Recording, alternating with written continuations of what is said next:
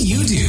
The podcast that explores various occupations and industries and arms you with information about what that position entails and how someone gets that job. This show is for anyone who's ready for a career change or who's just entering the workforce. What will we discover today? Lean in and enjoy the show with your host, Chris.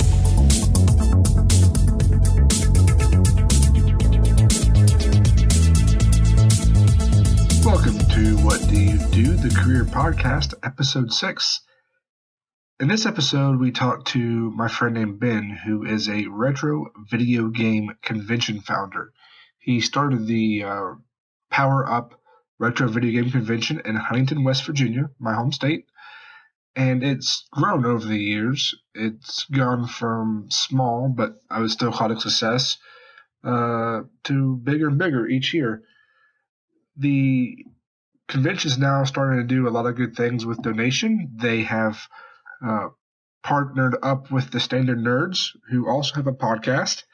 I highly recommend you check them out. I'll put their links on the website, on the show notes. Just check them out. They're doing a lot of good for kids that need some help, just encouragement.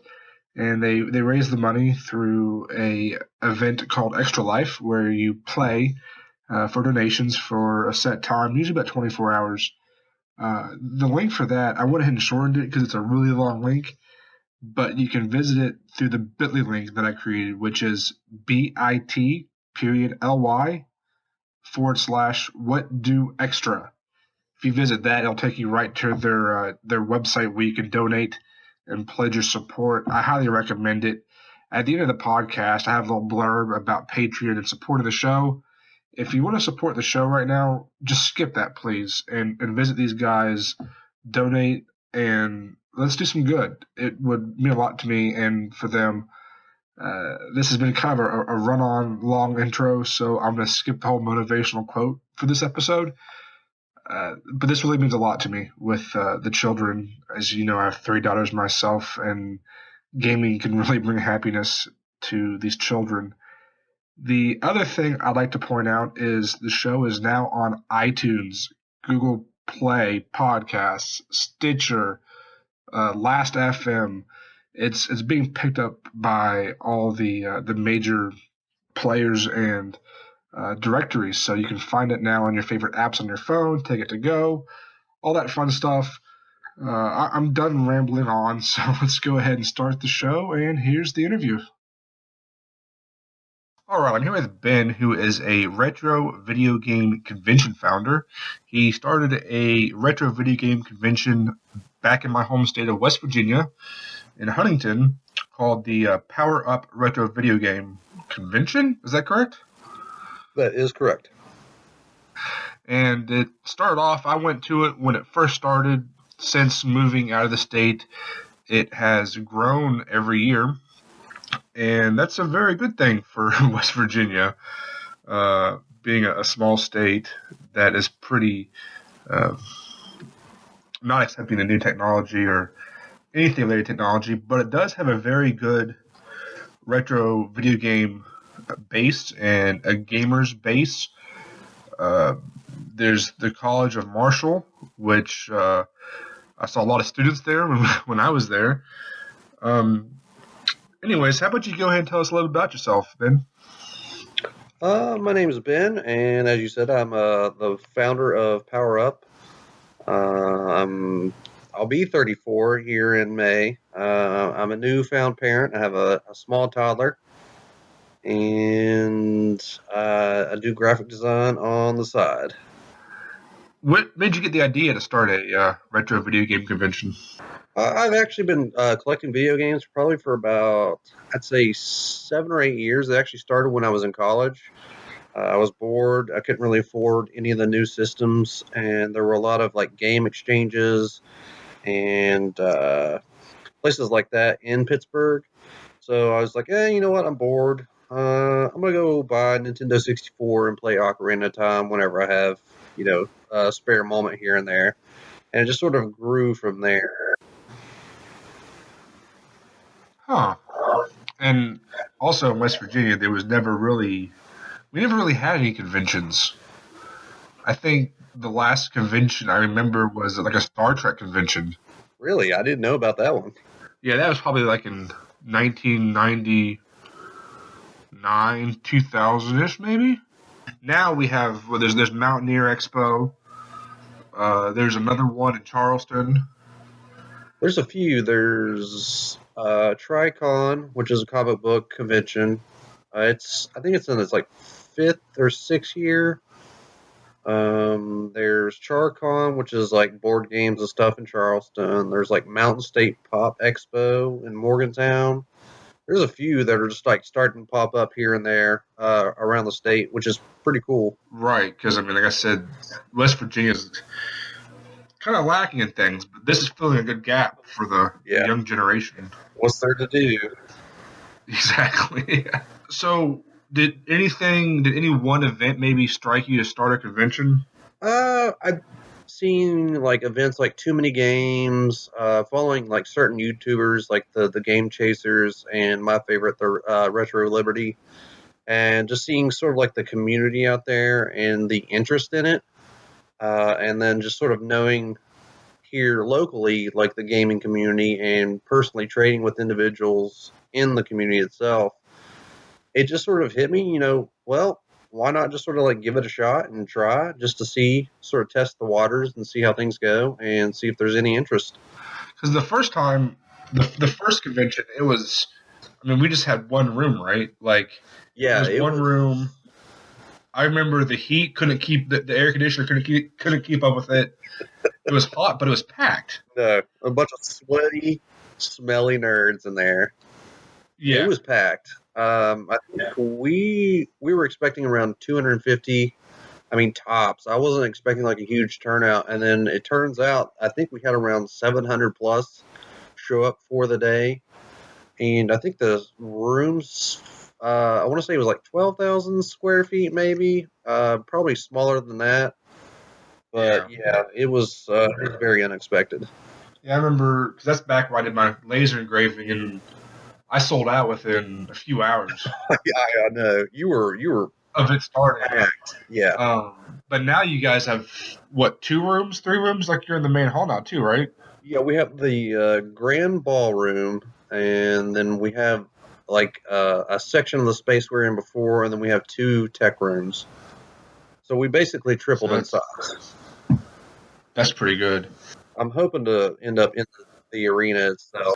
What's some of the thought process when it came to game planning, your convention? I mean, we have the target audience, the gamers. Right. I mean, for me, I found it on Facebook, and that seemed to be like the main source of quick, wildfire spread. Yeah, I think that was the main way we wanted it to go about it, was just like word of mouth. And obviously, Facebook's great for free advertising for the most part. You tell one person, you share it, your family member shares it, 5 million other people share it, and it just sort of takes off virally. What's been some of the hardest challenges with the convention? I'd have to say making contacts at first was probably pretty hard, because obviously I knew a lot of the local sellers, but I wanted to branch out and just sort of, get in contact with people from other states and sort of draw in more and more individuals as I could. So I think making contacts, just, I guess, like table organization and how I'm going to lay everything out. Do you have any stories you can recall of anything in particular that kind of stood out as like an awesome, memorable experience at the convention? I would have to say the first year, where we didn't actually have like a sign out front, and it was like time for people to start showing up. And I went outside and I looked, and there was like a line forming in front of the actual like civic arena entrance, and I was just like, "Oh God!" And then they saw me, and they just started like forming and like swarming the doors, and there was like this gigantic line. I was like, "Well, all right, here we go." On the flip side, what would have been one of the, I don't want to call it a nightmare, but what's been one of the hardest challenges or stories that you can recall? I think last year we had a couple of our vendors sort of leave early, and I know that it was sort of frowned upon by a lot of the people that were showing up a little later in the evening. It kind of disappointed them, and I think it kind of looked bad upon the convention itself. We did have a little accident. This is a bad and yet funny story. Apparently, a small child like pooped in like the main vendor room, just like straight on the floor. Oh, wow. So I didn't hear about it until like later from one of the vendors. They were just like cracking up over it, and I was like, why didn't someone come and find me, So they had to flag down like one of the staff of the convention center, and it all got taken care of. But it was quite hilarious. A little phantom turd just sitting out. Yeah, it's basically they were like, "What's that smell? Did someone crap themselves?" Yeah, we went to a department store here locally. I'm not going to say the name, but I'm walking with my brood, and my wife turns around and says, Chris, stop her. I'm like, what are you talking about? And as she said that, the 2-year-old, who was probably like, one and some change at the time, Uh-huh. some little kid took a poop in the middle of the floor. And her hand went right for it, big old handful. And I grab her as fast as I can. And what does she do? She smacks me in the face with it. So I have poop all over my face, all over the shirt I just got from, what was it? I think it was T-Fury or Woot, one of those shirts, I was Yeah. covered in poop. Oh, Here we go, to the clothing store, and I'm covered in poop. I can take, this is so off topic for us, but, I can take being covered in, like, my kid's poop. Yeah. Some strangers, like, whole different story. It's a totally different story.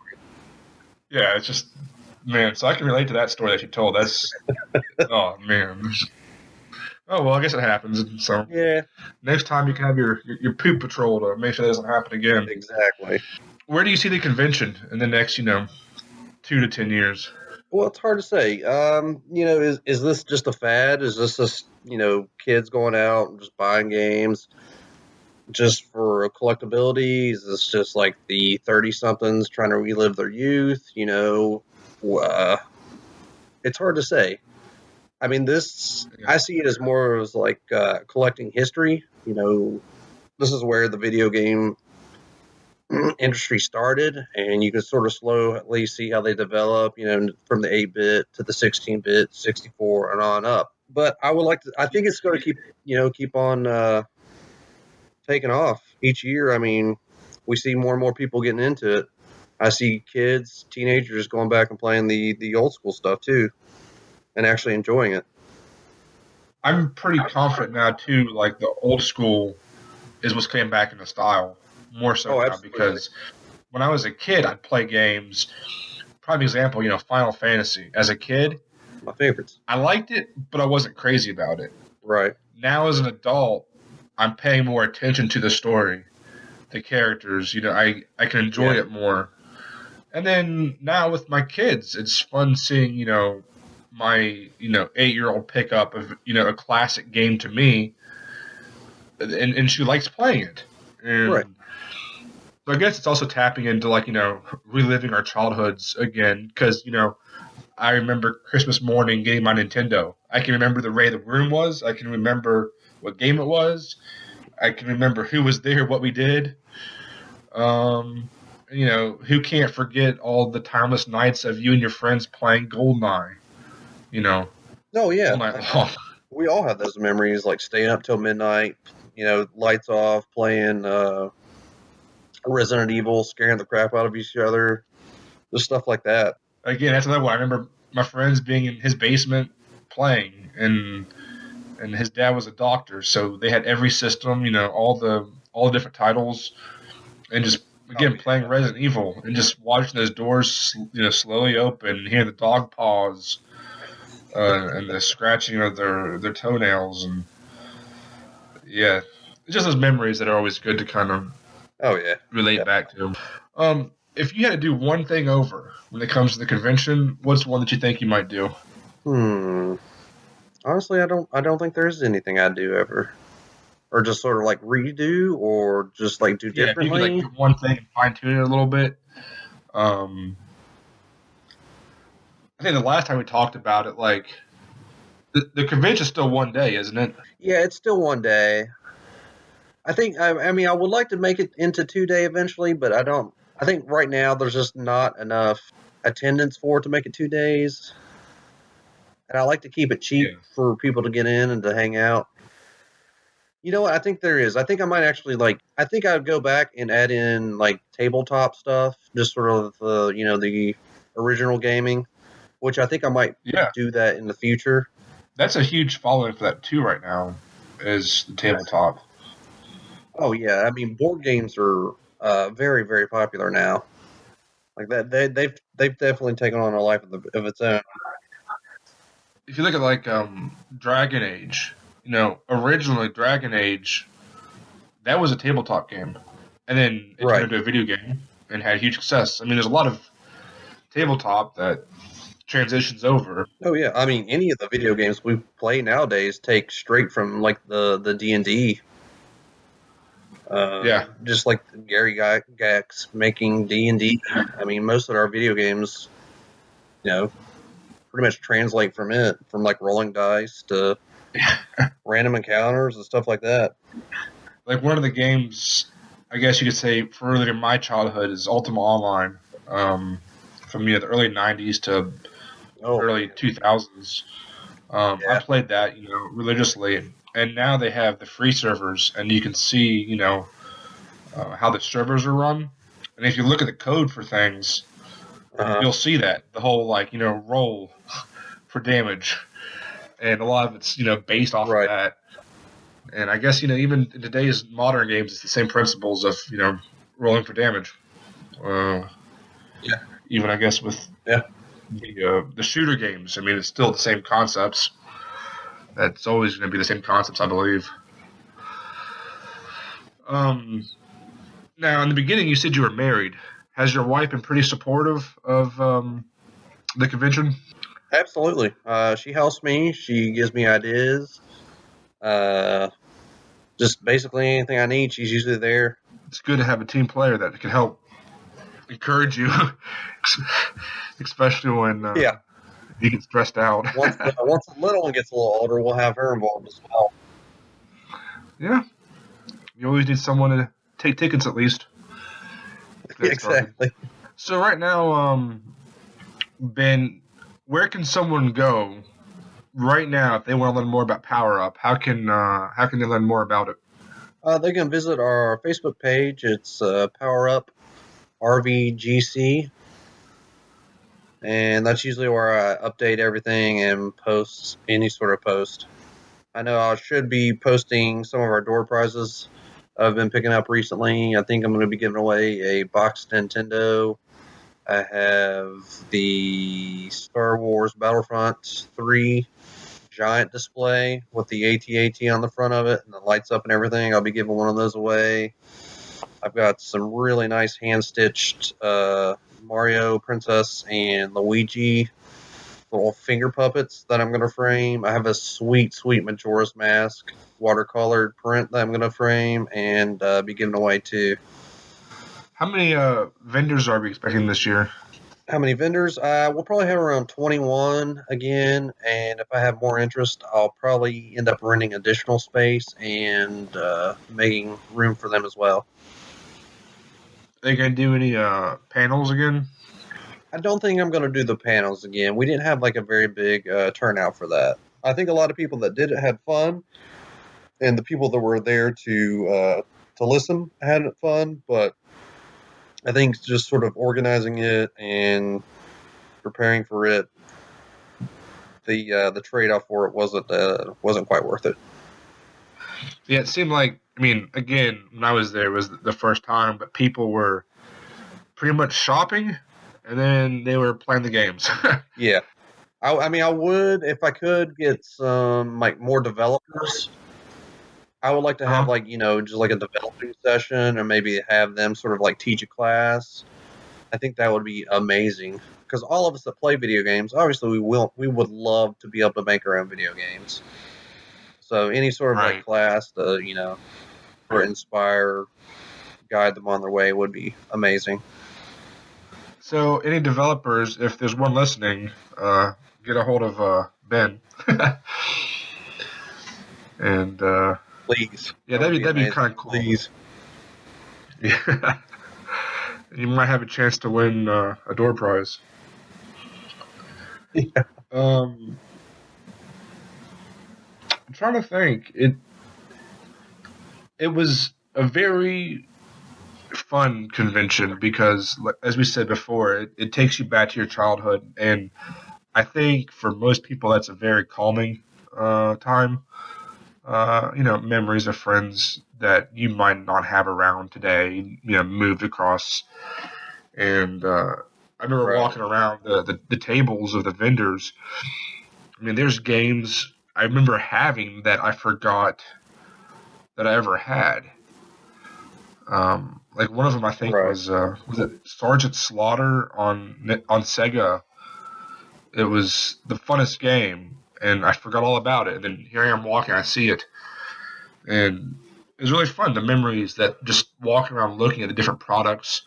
Not to mention, there was some phenomenal art from some of the vendors there. Oh, yeah. And that one person that made cookies, I think it was cookies, that were game That, themed. that was Those my were friend amazing. Shannon, yeah.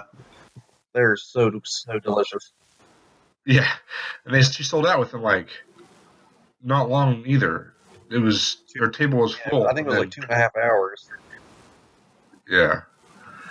So if you're in the Huntington area of West Virginia or Ohio or anywhere that's worth the drive, I'd highly suggest you come check out the convention. It's definitely worth your time.